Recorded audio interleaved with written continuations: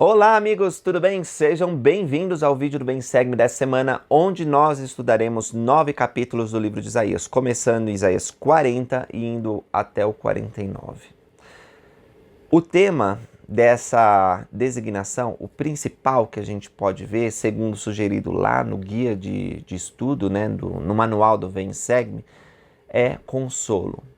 E eu estudei todos os capítulos e depois decidi rever esses capítulos procurando este tema, o tema do consolo. E 3 perguntas me vieram à mente e eu decidi responder essas perguntas.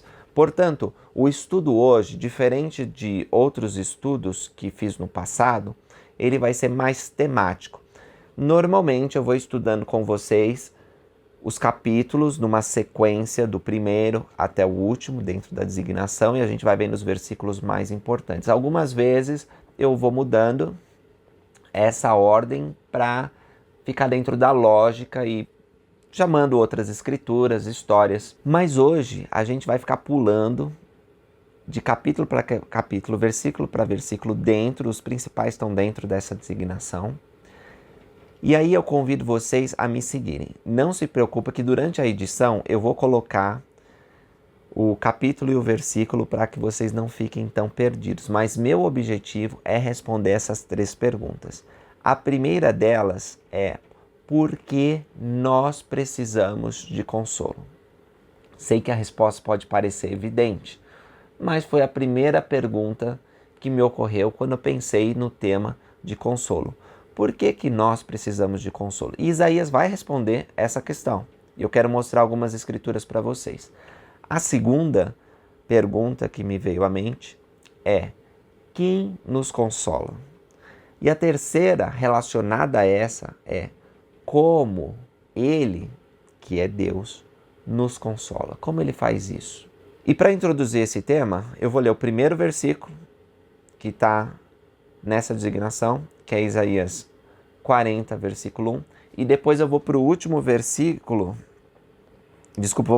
capítulo, versículo 13, então 49 e 13, que vai introduzir esse tema de consolo muito bem para nós. Inclusive dando alguns spoilers sobre as respostas, né? Vamos ler lá, Isaías 40, versículo 1. Consolai, consolai o meu povo, diz o vosso Deus. E no 49, versículo 13, nós lemos o seguinte: Exultai, ó céus, e alegra-te tu, terra, e vós, montes, prorrompei em cânticos, ou seja, todo mundo se alegra, porque o Senhor consolou o seu povo e se compadecerá dos seus filhos. Então, essas passagens, elas introduzem o nosso tema.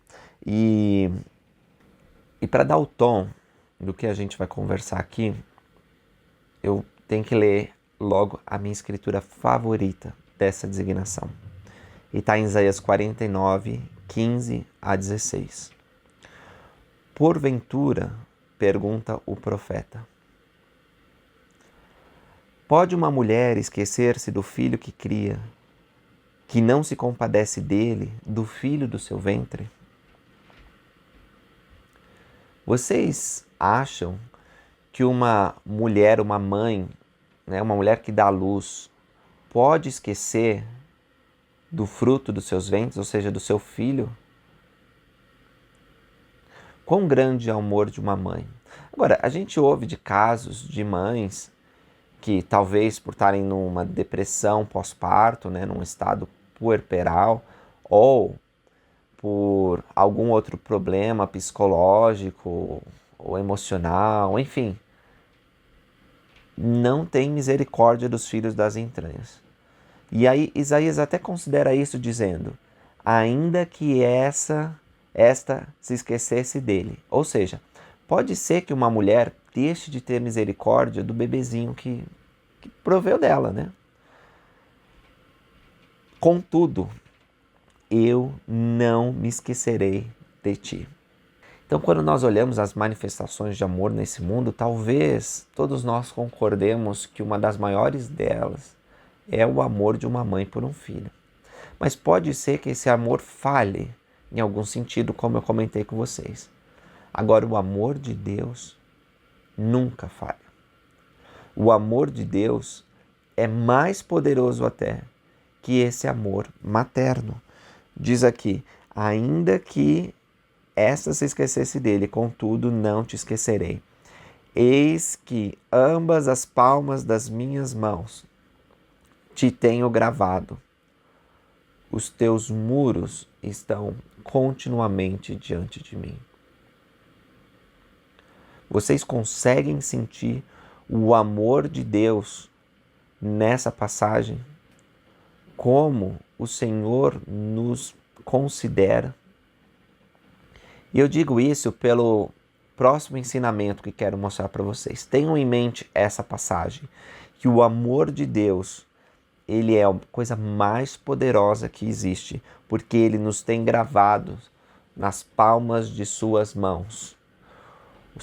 Os nossos muros, né? E aí se refere primeiramente a Jerusalém, ao povo de Israel, que ia ser disperso, maltratado, escravizado, mas que Deus se lembrava dele e que ia restituí-los à sua terra, ia restituir os convênios, as ordenanças e a eleição daquele povo. Mas, em segundo lugar, também se refere a cada um de nós. Deus, ele conhece as circunstâncias da nossa vida. Ele conhece os nossos anseios. Ele até lê nossos pensamentos e a intenção do nosso coração. Nada relacionado a nós é oculto diante dele. Então, pensem nisso, enquanto eu apresento para vocês o motivo pelo qual nós precisamos de consolo. Porque Isaías fala lá no capítulo 40, versículo 17 a 23. Diz o seguinte: todas as nações são como nada perante ele, e as reputa por menos que nada, e como uma coisa vã.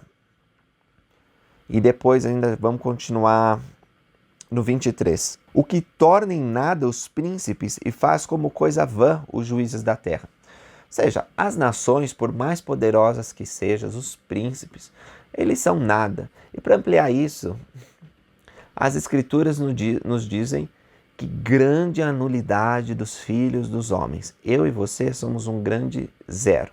Deixa eu explicar isso antes que você entre numa crise de depressão.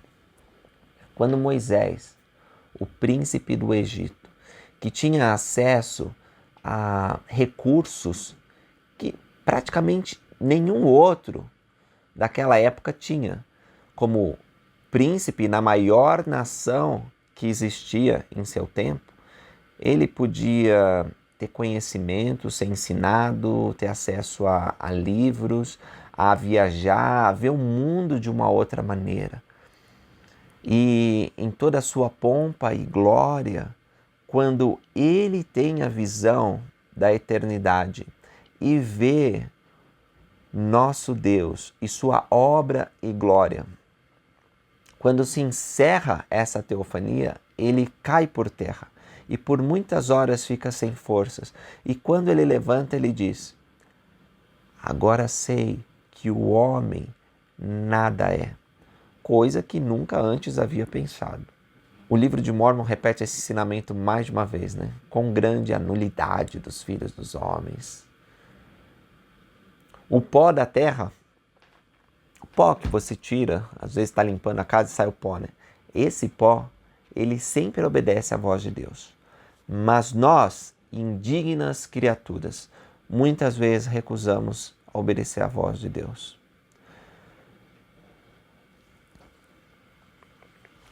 Então, por sermos tão pequenos, nós realmente precisamos do consolo divino. Agora tem um ensinamento, Isaías ele fala dessa pequenez que o homem é diante da obra de Deus, mas ele também fala da grandiosidade que somos perante nosso Pai Celeste e o Senhor Jesus Cristo. Ele diz isso no 41, 23. Anunciai-vos as coisas que ainda hão de vir, para que saibamos que sois deuses, ou fazei bem ou fazei mal, para que vos assombremos e juntamente o veremos. Esse versículo, sois deuses, isso tem que ser anunciado, tem que ser conhecido. E a capacidade de fazermos o certo ou o errado, temos o arbítrio. Por quê? Porque, irmãos e irmãs, é a verdade.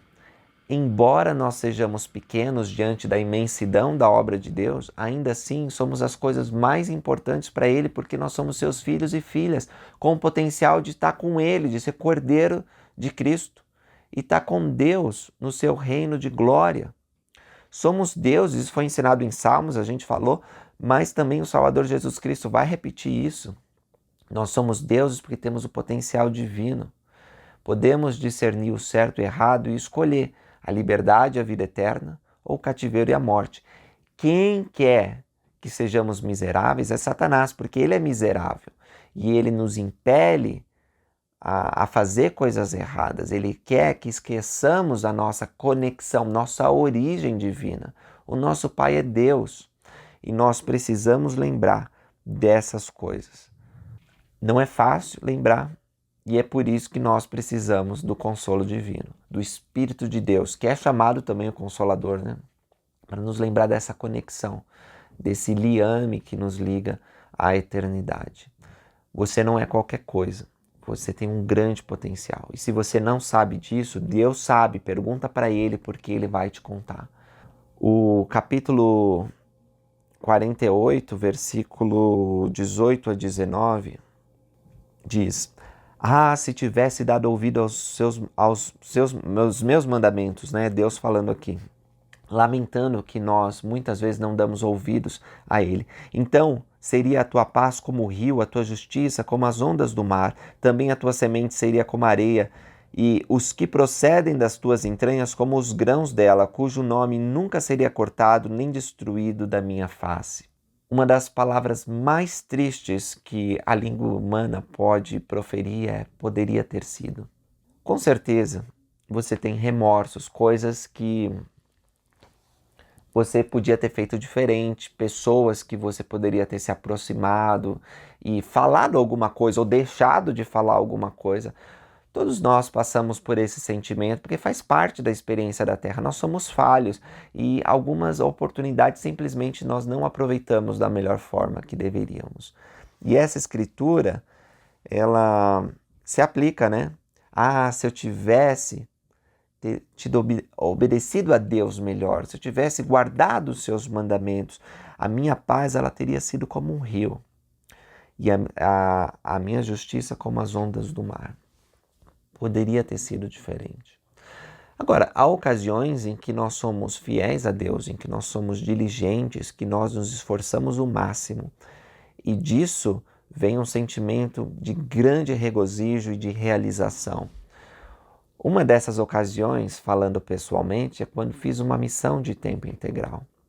Porque eu tinha esse medo de voltar para casa depois de ter servido por 2 anos e ter o sentimento de que eu podia ter feito um pouco melhor, de que eu poderia ter me esforçado um pouco mais.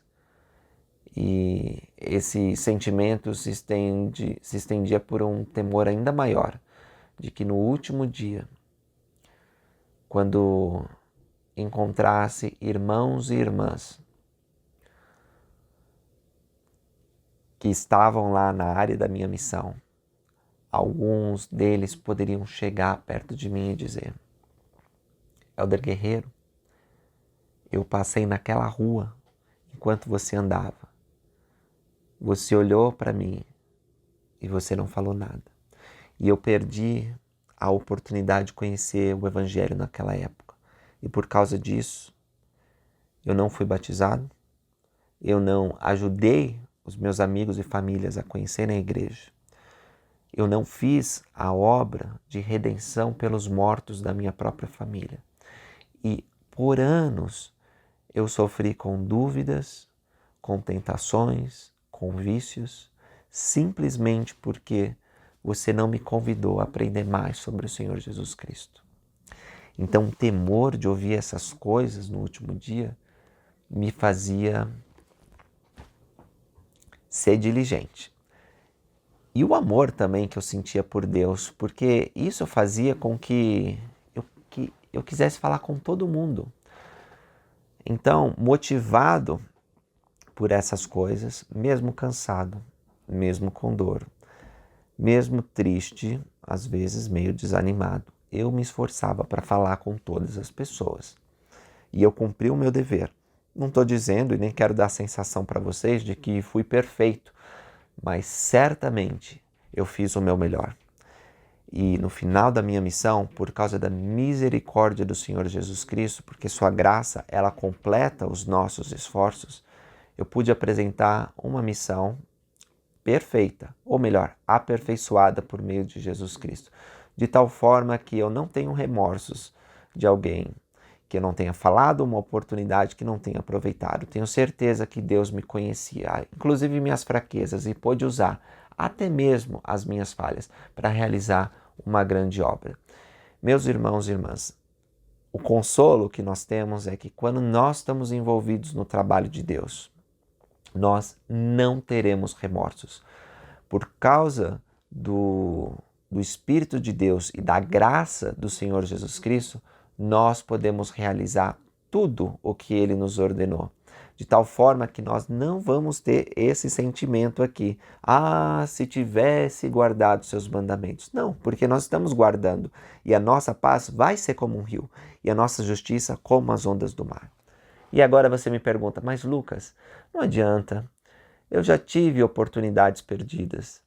Eu já falei coisas que não devia. Eu já fiz coisas que não podia ter feito. E agora eu tenho esse sentimento de tristeza, de que as oportunidades estão perdidas, as portas estão fechadas, as pessoas que eu devia ter me aproximado já estão longe. Bom, espero que você continue assistindo essa aula, porque você vai aprender, ou pelo menos relembrar, que o Salvador Jesus Cristo é o Deus de segundas oportunidades. Ele abre novas portas, Ele oferece novas amizades e Ele dá forças para que nós continuemos. De fato, meus irmãos, Jesus Cristo, Ele nos concede novos horizontes. Nós não precisamos temer. Por causa dele, nós podemos nos arrepender. Nós podemos esquecer o nosso velho eu e sermos renovados e subirmos como asas de águia. É uma escritura muito bonita, inclusive, que está aqui nessa designação. Só um comentário antes da gente continuar. O versículo 22, lá do capítulo 40, diz o seguinte: Ele, Deus, é o que está assentado sobre o globo da terra. A tradução aqui traz globo, né? Como se fosse uma esfera, nos mostrando que Isaías tinha o conhecimento, ou pelo menos pela versão que a gente tem traduzido aqui, que Isaías tinha o conhecimento que a terra não era um platô, né? A terra era redonda. Bom, nós sabemos que profetas do passado viram coisas que estavam muito à frente, um conhecimento científico que estava muito à frente do conhecimento que a maioria tinha. Isso pelo Espírito de Deus. Eles conseguiram discernir e aprender coisas que os cientistas e filósofos só foram aprender muitos e muitos séculos depois. Mas, em outras versões da Bíblia, fala círculo. Então, não necessariamente o círculo quer dizer o globo, uma esfera. E não necessariamente Isaías teria o conhecimento que a Terra ela é redonda. Então, existem elementos na Bíblia que podem justificar a ideia de que os antigos entendiam que a Terra era plana. 4 cantos, muros e etc. Uma coisa nós temos que entender sobre isso, eu não quero demorar sobre isso, mas primeiro, Deus, ele trabalha com homens imperfeitos num estado em que estamos limitados. Nós passamos pelo véu do esquecimento e nós estamos imersos em culturas, falsos ensinamentos, falsas ideias. Nós somos como criancinhas. Então existem certos conceitos que são perpetuados no nosso mundo que muitas vezes nos contaminam, nos dão preconceitos, ideias falsas e mesmo assim Deus pode usar seus santos. revelando verdades, ensinando conceitos importantes. E muitas vezes Deus faz isso ensinando de modo que as pessoas consigam compreender em seu próprio tempo, em sua própria esfera, tá certo? Por isso, se tinha algum profeta do passado que pensava que a Terra era plana, não significa que, quando ele falava como profeta as coisas de Deus, estava errado. Só porque ele tinha um conhecimento equivocado, que a Terra é plana, porque a Terra não é plana, tá? Infelizmente, existem algumas pessoas que pensam essas coisas hoje em dia. E é falso. Não se deixe enganar. Bom, alguns pensavam isso, talvez, tá certo?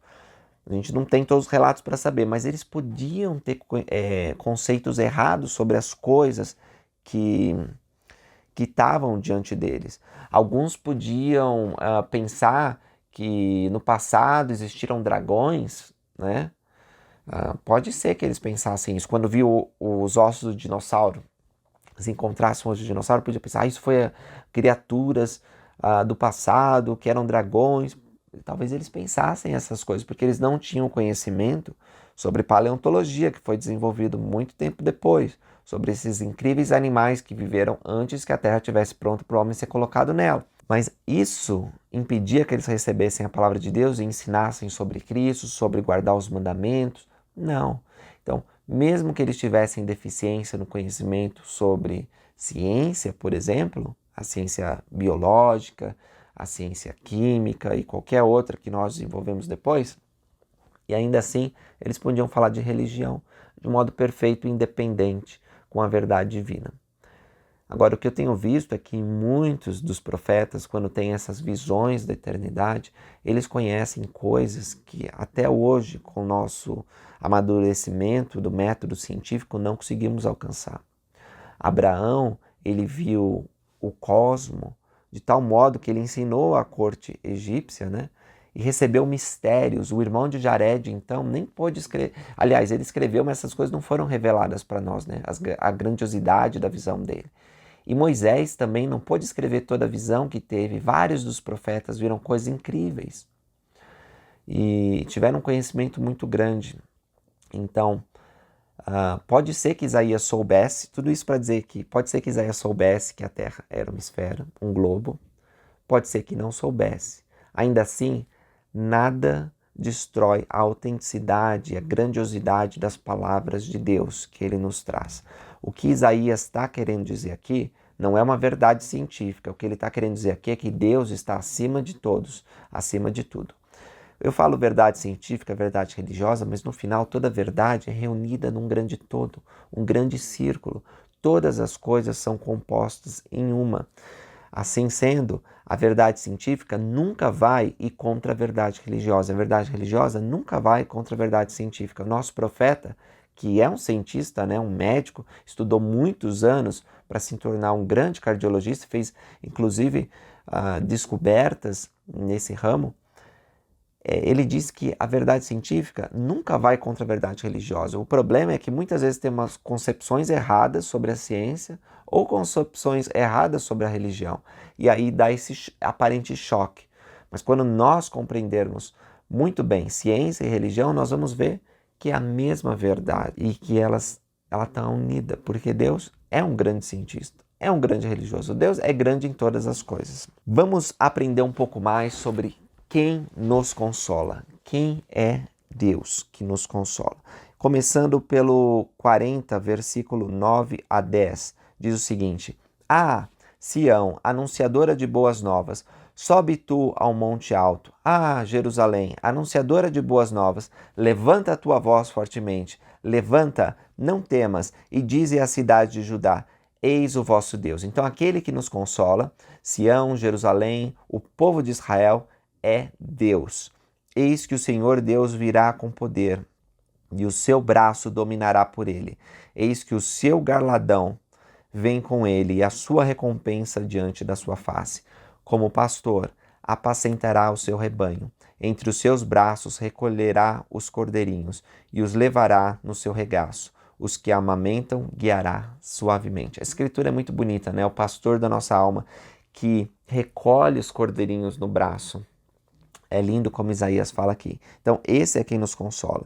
No 28, nós lemos o seguinte: Porventura não sabes, porventura não ouviste que o eterno Deus, o Senhor, o Criador dos confins da terra, nem se cansa, nem se fadiga, não se pode enquadrar o seu entendimento. Então é este o Criador, o Todo-Poderoso que nós temos que colocar nossa confiança. É Ele que vai nos consolar.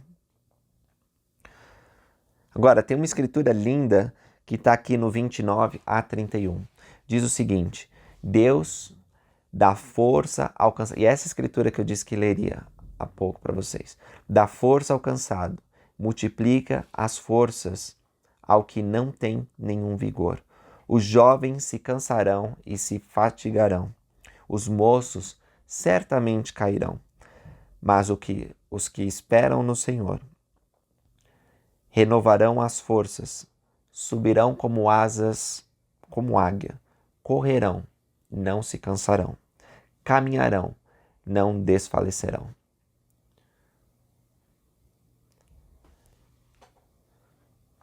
Eu sei que essa promessa é verdadeira, já vi na minha vida e na vida de muitas outras pessoas. Eu já contei para vocês uma ocasião em que fui fazer visita, na época era de mestre familiar. Fui ministrar e eu e meu companheiro recém-converso, nós fomos ensinar algumas famílias. Só que era um domingo muito quente, logo depois do almoço. E dá aquela preguicinha, né? Nós precisamos daquele soninho de domingo. Mas não tinha tempo para isso, tínhamos que cumprir nossas designações. E mesmo muito cansado, depois de uma longa semana, e eu sabia que ele também trabalhava muito, né? Ele trabalhava com construção e ele devia estar muito cansado. Ainda assim, nós dois fomos fazer a visita. E uma coisa que depois eu vi que era comum, mesmo cansado, quando nós nos propunhamos a fazer o trabalho do Senhor, havia uma energia, uma disposição quase divina e uma alegria e contentamento depois de termos realizado a obra do Senhor. Testifico para vocês que quando nós vamos fazer o que o Senhor nos pediu para fazer, nós vamos renovar as forças e vamos subir como asas de águia. Nós vamos nos correr e não vamos nos cansar. Nós vamos caminhar e não vamos desfalecer. Essa renovação é uma promessa concedida a todos aqueles que recebem a autoridade do sacerdócio. E com a autoridade do sacerdócio, eu não estou querendo dizer aqueles que portam o ofício do sacerdócio. Estou querendo dizer todos aqueles que recebem designação por meio daqueles que detêm as chaves do sacerdócio. Portanto, homem ou mulher, jovem ou velho, todos têm o direito a essa renovação espiritual para cumprir aquilo que o Senhor exigiu que cumpríssemos. Portanto, irmãs e irmãos, levantem-se e façam a obra de Deus com alegria. O cansaço, ele vai desaparecer, porque Deus vai renovar o seu corpo e vai dar um vigor espiritual para que você faça muito de bem nessa geração. Vamos para outra escritura, 41:10, diz o seguinte: Não temas, porque eu sou contigo. Não te assombres, porque eu sou o seu Deus. Eu te fortaleço, te ajudo e te sustento com a destra de minha mão.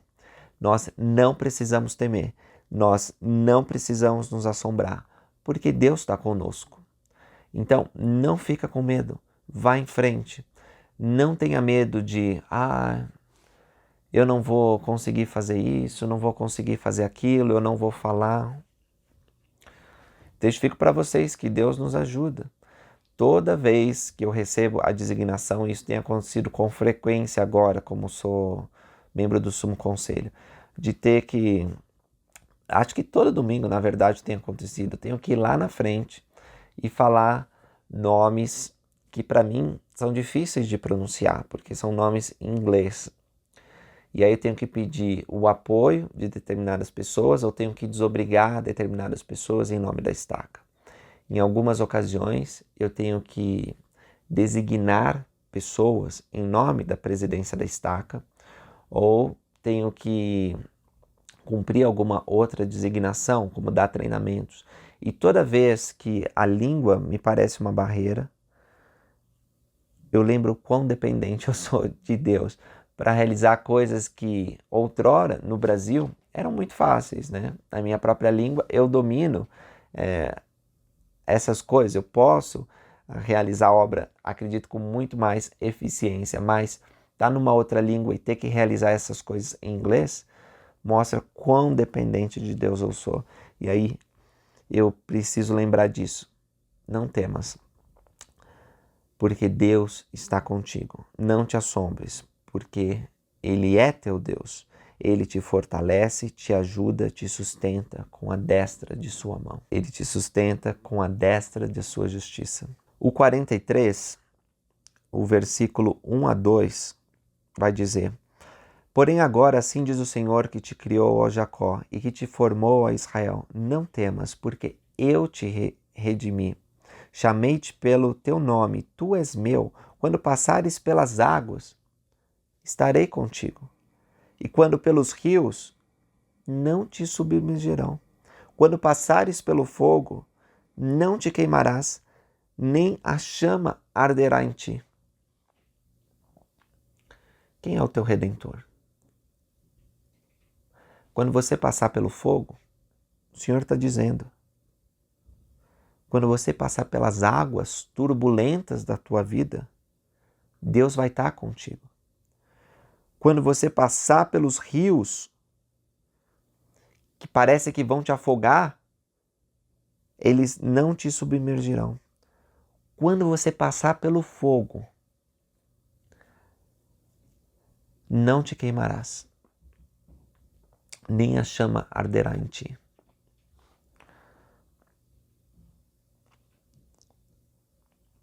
Às vezes nós temos que passar pelo fogo, não é verdade? Mas é na fornalha da aflição que Deus pode nos purificar. Isaías vai ensinar isso daqui a pouco. O que eu queria chamar a atenção de vocês aqui é que Cristo é o nosso Redentor e que Ele vai estar conosco em todos os momentos. Talvez especialmente nos momentos mais difíceis, quando parecer que nós estamos nos afogando, quando parecer que nós vamos ser destruídos pelo fogo. Sobre isso, vamos também ler o 48:17, que fala sobre o Redentor. Diz o seguinte: Assim diz o Senhor, o teu Redentor, o Santo de Israel: Eu sou o Senhor, o teu Deus, que te ensina o que é útil e te guia pelo caminho que deves andar. Te ensina o que é útil. O Redentor de Israel, ele ensina o que é útil. Eu fiquei pensando sobre isso, né? Tantas coisas que nós podemos aprender nesse mundo, nós podemos colocar no YouTube, onde você provavelmente está assistindo esse vídeo, e podemos colocar lá como aprender francês. E aí a gente aprende essa língua. Ou como eu posso fazer um vídeo no YouTube. E a gente aprende como fazer. Ou como eu posso costurar. Praticamente qualquer coisa que você queira aprender, você pode achar tutoriais, vídeos, lições. Você pode também aprender formalmente, indo para uma escola e aprendendo com professores e livros. Certamente aprendemos muita coisa ao passar dos anos, por nossa própria experiência, no convívio com as pessoas, em viagens, enfim. Mas todo o conhecimento que podemos obter, nenhum é maior e mais importante do que o conhecimento espiritual. E o verdadeiro professor é nosso Deus. Ele faz isso através do Espírito Santo. É o Espírito dele que testifica verdades preciosas à nossa alma. Então, convido vocês a aprenderem com o Redentor, porque o que ele vai ensinar é o que é útil, é algo que você vai poder colocar em prática na sua vida, é algo que vai te ajudar a viver com paz, alegria, regozijo e ajudar o seu próximo. Ele não vai ensinar coisas supérfluas. Talvez você até queira aprender coisas que não são tão importantes assim. Mas o que Deus quer te ensinar, aquilo que é mais importante é o que você vai usar na sua vida. Então, o Redentor ensina aquilo que é útil. Lembra disso ao procurar a orientação divina. E presta atenção nas lições. Deus tem muitos métodos de ensinar. Às vezes ele ensina através de outras pessoas. Frequentemente ele faz isso, né? Às vezes ensina através das escrituras, textos antigos, de muitos milênios atrás. Às vezes ele ensina através de símbolos. Quando você for no templo, presta atenção aos sinais, palavras-chave, símbolos. As doutrinas que aparentemente parecem confusas e que às vezes até você se orgulha do seu conhecimento. Eu já aprendi tudo o que tinha que aprender no templo, memorizei tudo. Não é assim. Procure entendimento através do Espírito de Deus. E Deus vai te levar a novos platôs espirituais. Vamos ver o capítulo 43, versículo 11. Tem um outro título do Salvador aqui. Lembra que a gente está falando daquele que nos consola. E no 43, 11 diz o seguinte: Eu sou o Senhor, e além de mim não há Salvador. É uma escritura curtinha, mas muito importante. Não há outro Salvador além de Deus. O dinheiro não é seu Salvador. Os bens materiais não são seu Salvador. Outros deuses não são seu Salvador. Há apenas um Salvador, que é Cristo Senhor. E essa ideia é reenfatizada aqui no 25. Eu sou o que apago as tuas transgressões por causa de mim, e os teus pecados não me lembro. Essa passagem, ela também ensina a preciosa verdade de que não são suas obras que te salvarão. Você vai ser salvo por causa do próprio Deus, é por causa de Jesus Cristo e não por causa da sua retidão. Você pode ser batizado, guardar os mandamentos, fazer tudo conforme está nas Escrituras e ainda assim você não vai merecer a salvação, porque os teus méritos não são suficientes. Você é pecador, você é nulo. Lembra que nós falamos? Para Deus, por mais que você faça, nunca vai pagar a dívida que tem perante a justiça. Você precisa de um ser puro que te resgate. E esse é o Senhor Jesus Cristo. Então, nós somos livres do pecado por causa dele. O versículo 15 nos lembra de outros títulos importantes do Senhor Jesus Cristo. Eu sou o Senhor, vosso santo, o Criador de Israel, vosso Rei. Então, Jesus Cristo, ele é o Senhor porque ele é Deus, ele está sobre tudo, ele tem todo o poder. Ele é santo porque ele é puro. Ele é o Criador de Israel porque ele criou esse mundo, ele fez convênio com Abraão, Isaac e Jacó, e ele é que liberta Israel. E ele é o rei, o legislador. Eu até recomendo que vocês, quando vão ler a designação, caso você esteja vendo esse vídeo antes de ler Isaías, que marque todos os títulos que se referem ao Senhor Jesus Cristo, ao nosso Deus. Um outro que você talvez, se seguir esse estudo, queira marcar, é o que está no 44, versículo 6, quando diz: Assim diz o Senhor, Rei de Israel e seu Redentor, Senhor dos exércitos, eu sou o primeiro, eu sou o último. Além de mim não há Deus. Então, primeiro e último, alfa e ômega, também é uma referência ao Senhor Jesus Cristo.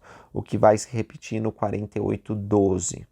Deixa eu ler rapidinho aqui para vocês, que diz o seguinte: Dá-me ouvidos, ó Jacó, e tu, ó Israel, a quem chamei.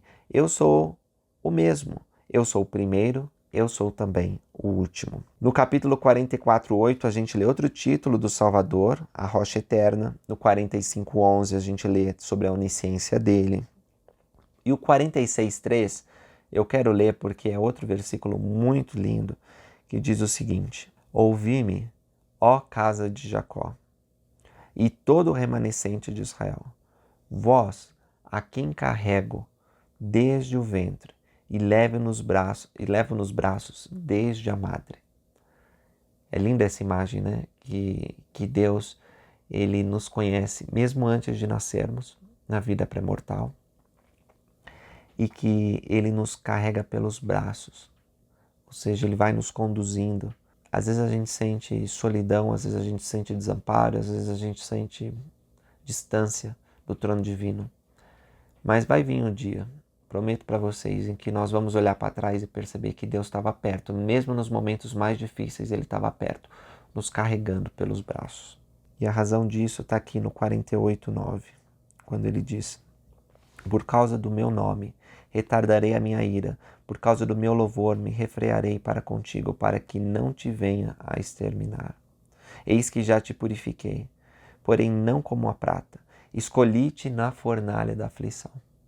Então Deus, Ele nos escolheu e Ele vai nos salvar. Mesmo que tenhamos que passar pela fornalha da aflição, essas coisas vão nos refinar. E os momentos mais difíceis vão ser para o nosso bem. Isso me lembra o profeta Joseph Smith na cadeia de Liberty, clamando a Deus que ajudasse o povo que estava sendo disperso com uma ordem de extermínio, e ele lá, sofrendo, perguntou ao Senhor Onipotente: Deus, onde estás? E a voz que veio em resposta, terna, mansa, dizia: meu filho, paz seja com tua alma. Tua adversidade e tuas aflições não durarão mais que um momento. Então, se as suportardes bem, Deus te exaltará no alto e triunfarás sobre todos os teus inimigos. Essa é a promessa para nós também. Pois bem, vamos ver agora, responder a seguinte pergunta, né? Como é que Deus, Jesus Cristo, eu citei tantos títulos a respeito dele, como que ele nos consola? Bom, os títulos já revelam um pouco de como ele faz isso, mas Isaías, ele esclarece melhor. Vamos ver alguns versículos que ele ensina isso para nós. O 43 é um exemplo. Diz lá, nesse primeiro versículo da nossa designação, nesse primeiro capítulo da nossa designação: ó vós que clama no deserto, preparai o caminho do Senhor, endireitai no ermo vereda a vosso Deus. Essa voz que clama no deserto é uma referência a João Batista, primo do Senhor Jesus Cristo, que veio antes dele, né, 6 meses mais velho, para preparar o caminho do Senhor, para ensinar os judeus que o Messias viria. João Batista, ele ia pregar o evangelho no espírito de Elias. Isso significa que ele era um Elias, porque ele preparava o caminho do Senhor. E de fato ele fez. Vários dos discípulos de João Batista, eles se tornaram discípulos de Cristo. Inclusive alguns se tornaram apóstolos dele. João Batista, infelizmente, teve uma morte trágica, né? Herodes mandou decapitar ele. Mas morto, a voz dele continuou proclamando, né? No Monte da Transfiguração, a tradução de Joseph Smith nos ensina que João Batista estava lá. E depois, como ser ressurreto, João Batista apareceu para conceder o sacerdócio arônico a Joseph Smith e Oliver Cowdery nessa dispensação. Então, na verdade, ninguém podia destruir o poder de João Batista. Ele veio no espírito de Elias. Depois se seguiu o poder de Elias com o sacerdócio de Melquisedeque, com o Senhor Jesus Cristo. Mas é importante saber que uma fonte de consolo vem através do poder de Elias, né? do espírito e do poder de Elias. O presidente Russell Nelson contou que de todas as designações que ele teve, a que ele mais gostou foi rededicar um sítio histórico da onde o evangelho, da onde o sacerdócio foi restaurado. E eu fiquei muito impressionado quando ele falou isso, porque nós estávamos reunidos, todos os jovens adultos solteiros, né, alguns dentro, eu, no caso, fora do centro de conferências, foi transmitido para o mundo inteiro, a última reunião que ele fez para os jovens, e era no dia 15 de maio, o dia que nós comemoramos a restauração do sacerdócio. E ele falou isso, né, de todas as designações, ele começou o discurso dele falando assim: todas as designações que tive, essa foi a que eu gostei mais. Porque o sacerdócio é o poder de Deus para nossa salvação. É por meio das ordenanças, dos convênios que fazemos, dos ensinamentos que vêm através daqueles que têm as chaves do sacerdócio, é que nós compreendemos o amor de Deus por nós, que nós fazemos convênios com Ele, que nós progredimos para a salvação. Então, o sacerdócio é um salvador para o povo de Deus. O sacerdócio é uma eterna misericórdia que Ele nos concede. Então, essa passagem, eu acho que ela abre bem essa percepção de como que Deus nos consola. Ele nos consola através de seu poder, e o poder muitas vezes é manifestado pelo seu sacerdócio. O poder da divindade, como ensina a doutrina e convênios, se manifesta pelas ordenanças do sacerdócio. Então, nós precisamos valorizar a bênção de termos o sacerdócio em nosso tempo. E como sacerdócio eu quero dizer tudo. A igreja, eu quero dizer as ordenanças, os templos, os missionários, tudo isso é uma grande bênção para o nosso consolo e salvação. O 42.1 vai falar que Deus apraz a nossa alma. O 48.1 vai falar que os convênios eles podem ser também uma fonte de consolo. O 48.10 que já li para vocês sobre a fornalha da aflição, as aflições elas podem ser para o nosso bem. O 48.20 a 22 vai falar sobre a restauração do evangelho. Eu vou ler esse aqui. Saí de Babilônia, fugi de entre os caldeus e anunciai com a voz de júbilo, inclusive esse capítulo está no livro de Mórmon. E fazei ouvir isso, e levai-o até o fim da terra, e dizei: o Senhor redimiu meu servo Jacó, e não tinham sede, quantos levava pelos desertos, fez-lhe correr água da rocha. Aqui é uma referência ao Senhor Jesus Cristo, a Moisés, o evento que ele tirou água da rocha, mas a verdadeira rocha que nos salvou, né, que veio as águas da salvação, é Jesus Cristo. Fendendo ele as rochas, as águas manavam delas. Porém os ímpios não têm paz, diz o Senhor. Se persistirmos em nosso pecado, não teremos paz. Quando fala aqui, eu li o 48, 20 a 22, né? Tá falando, sair da Babilônia, anunciai o Evangelho. Essa é a obra dos últimos dias que está acontecendo hoje. E para deixar isso mais claro, Isaías traz no 49, do 21 ao 23, o seguinte: e dirás no teu coração, quem me gerou estes? Pois eu estava desfilhada e solitária, entrara em cativeiro e me retirara. Quem, pois, me criou estes? Eis que eu fui deixada sozinha, e estes onde estavam? Então aqui Sião, que ficou desamparada por causa da dispersão de Israel, fica surpresa quando novos filhos são entregues a ela. Assim diz o Senhor Deus: eis que levantarei a minha mão para as nações, e aos povos levantarei a minha bandeira. Então trarão os teus filhos nos braços, e as tuas filhas serão levadas sobre os seus ombros, e reis serão seus aios, e suas princesas e suas amas diante de ti te inclinarão com o rosto na terra, e lamberão o pó dos teus pés, e saberá que eu sou o Senhor, que o que esperam em mim não serão envergonhados. Quisera ter tempo para falar mais sobre essa passagem de escritura, mas o que ela está dizendo é que a bandeira foi erguida, o estandarte foi erguido, e que a coligação de Israel está acontecendo, e que Deus tem poder para realizar a sua própria obra, e vai fazer com que as coisas aconteçam. O CTM da Colômbia foi fechado, e algumas pessoas pensam, poxa, a obra está enfraquecendo em ritmo. Ela está diminuindo, menos pessoas estão conhecendo o Evangelho.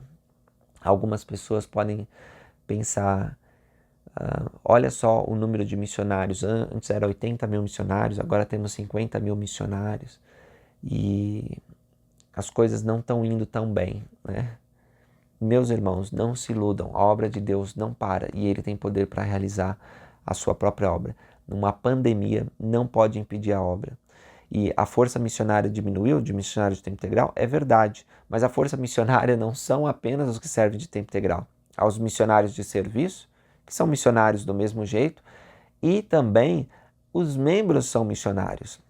E a igreja está forte, está crescendo, construindo mais templos. Isso não é uma ilusão.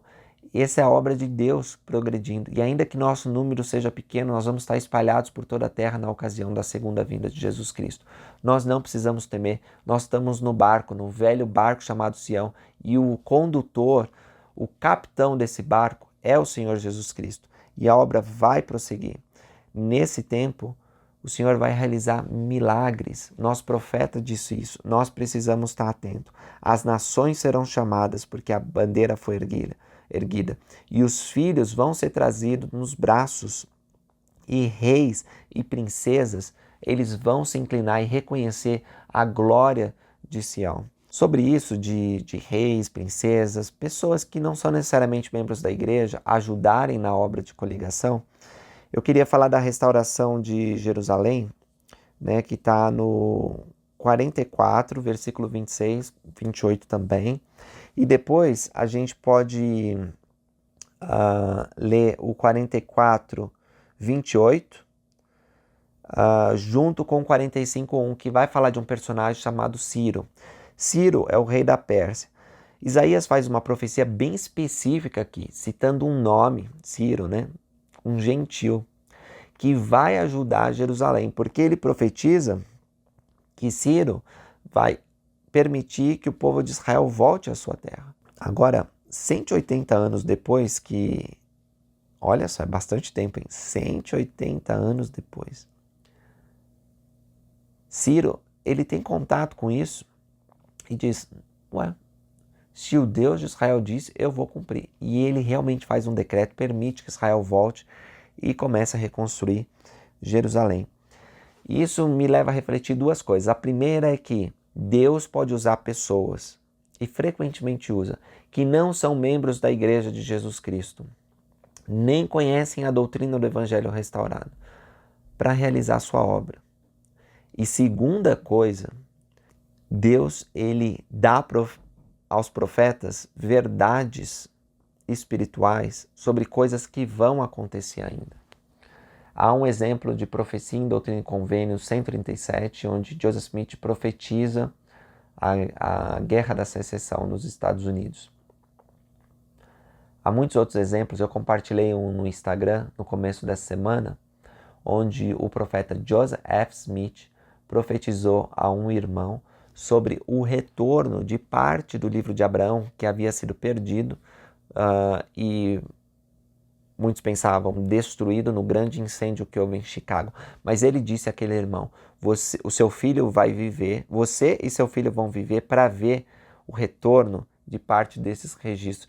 E eu digo mais, né, presidente Smith, antes que seu filho complete 63 anos de idade. Olha só, uma profecia bem específica. E de fato isso aconteceu quando o filho tinha 61 anos de idade, foi descoberto, né, fragmentos do pergaminho e foram devolvidos à igreja do livro de Abraão, que Joseph Smith usou aqueles papiros para receber como revelação o livro de Abraão.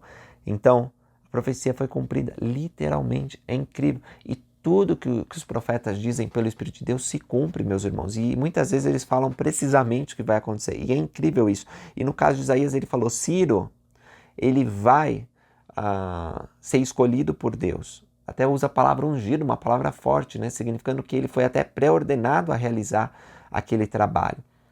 Ele não tinha um sacerdócio, ele não foi ungido nesse sentido de receber a autoridade sacerdócio, mas ele tinha que realizar uma obra em favor do povo de Deus. E ele o fez. E eu sei que já me estendi muito nessa aula, não queria tornar ela longa, mas existem mais algumas coisas que eu quero falar sobre como Deus ele nos consola.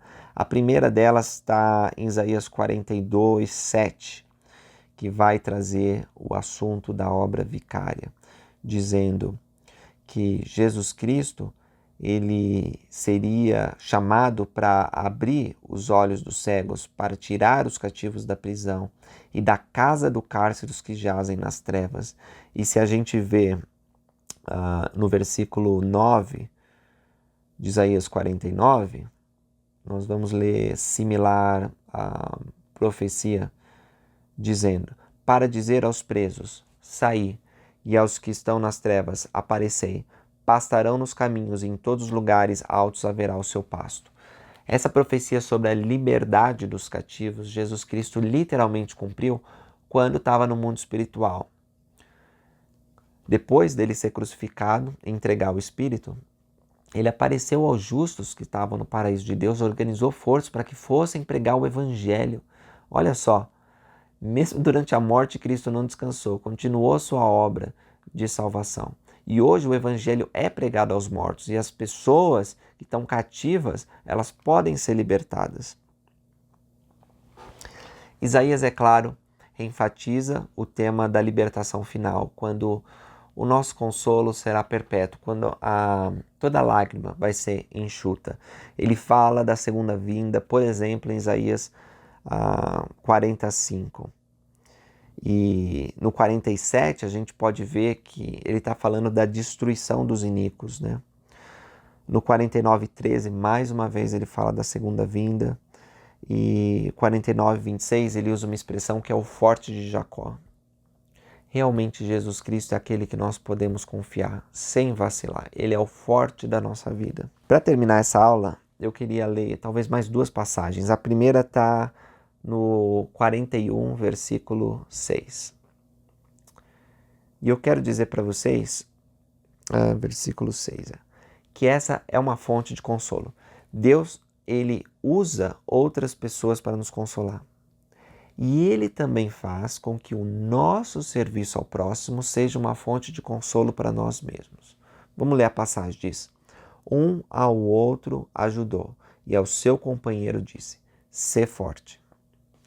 Se nós nos esforçarmos para fortalecer os joelhos enfraquecidos, para socorrer os que necessitam de consolo, nós mesmos perceberemos que nós somos fortalecidos. Se você sente solidão, vai servir alguém que sente solidão. Se você sente desamparo, vai servir alguém que está desamparado. Se você tem problemas de qualquer tipo, procure estender a mão e ajudar as pessoas que têm problemas, e todo mundo tem. Faça isso ministrando aqueles que Deus designou que você ministrasse. Faça isso ajudando membros da sua família. Estende perdão, carinho, elogio para as pessoas que estão à tua volta. E você vai ver que uma mudança de percepção e sentimento começa a ocorrer. Então, uma das maiores fontes de consolo é o serviço ao próximo. Prometo para vocês que se vocês servirem ao próximo, vocês vão encontrar consolo. E o último versículo que queria compartilhar para fechar está no 44, versículo 22, que diz: desfaço as tuas transgressões como a névoa e os teus pecados como a nuvem. Torna-te para mim, porque eu te remi. Eu sei que Deus, ele vai nos remir. Eu sei que ele está ansioso para realizar uma obra maravilhosa e assombrosa na tua vida. Ele é o poderoso de Jacó.